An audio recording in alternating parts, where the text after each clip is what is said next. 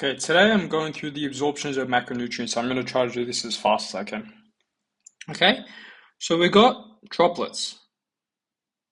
Think of it as, a ball of fatty acids, glycerol, this is when you eat, right?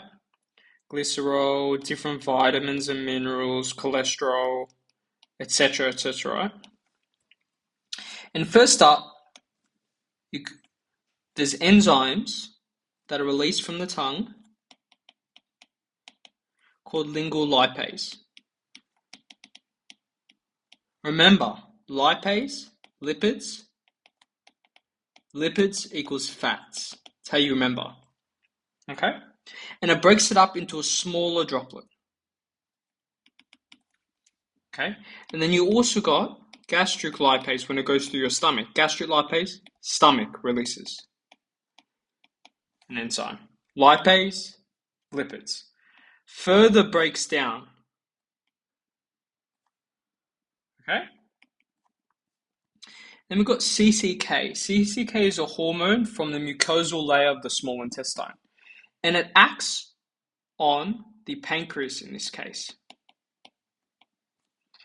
And it does a specific function. Okay, it's called the exocrine function, right? Its exocrine is pancreatic function. I want you to remember that. Pancreatic.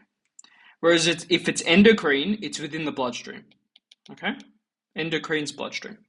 So it causes the pancreas to release lipase. And the CCK also acts on the gallbladder. Gallbladder does what? The gallbladder stores bile salts produced from the liver and it concentrates it. And what does bile do? Bile, I'll put it up here, emulsifies fat. Okay? So what's going to happen is the gallbladder, the CCK is going to act on the gallbladder and pancreas, and the gallbladder is going to release bile. And the pancreas is going to release lipase. These are both going to act on it. Okay?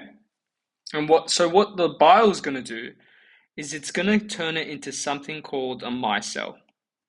I want you to think about this. You've got a phospholipid bile there, right? Right? Phospholipid, right? So you've got like the hydrophilic head. Sorry. Got my spelling. And then you got hydrophobic.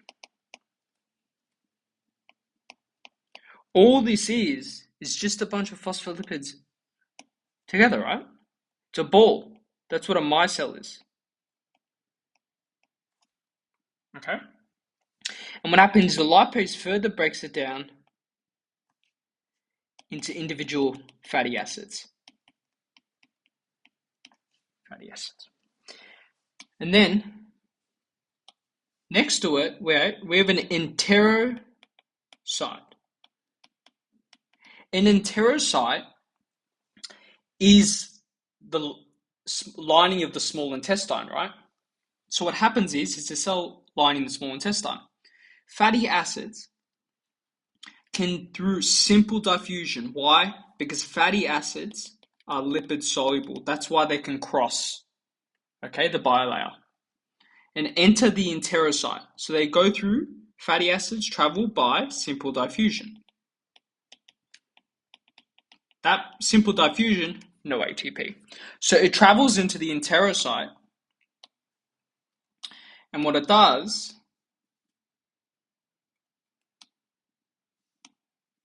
is,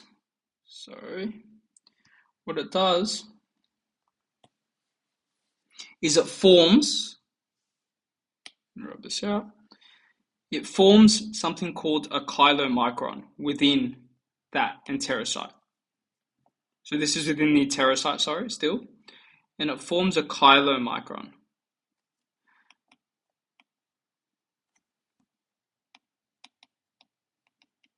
You're going to wonder, why do we need a chylomicron? This is like, think of it as it's a lipid droplet that allows us to transport like bulk transport fatty acids into the bloodstream, right?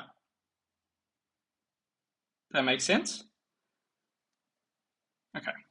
So there's chylomicrons, right, within the bloodstream. There's also something called, I should probably name them now, VLDLs.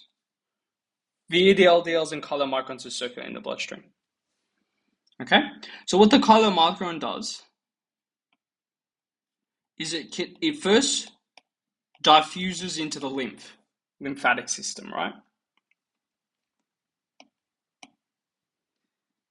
And then it goes finally into the bloodstream. Okay? And you're wondering, how's fat used up? How does this link? Well, let's talk about it. So glucose comes in through a GLUT4, right? GLUT4, remember, is dependent on insulin. Glucose comes in when you've eaten a meal, and it becomes G3P, which is glycerol. And glycerol is the backbone of a fatty acid because you've got 3 fatty acids. So these are the fatty acids, and this is the glycerol backbone. That's why glycerol is important, right? This is for a triglyceride. That's for sure. This is to make a triglyceride.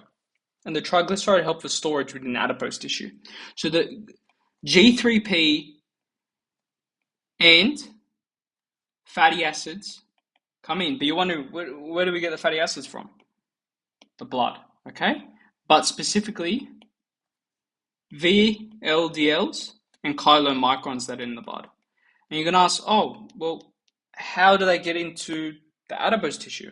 Well, there's something called LPL, lipoprotein lipase.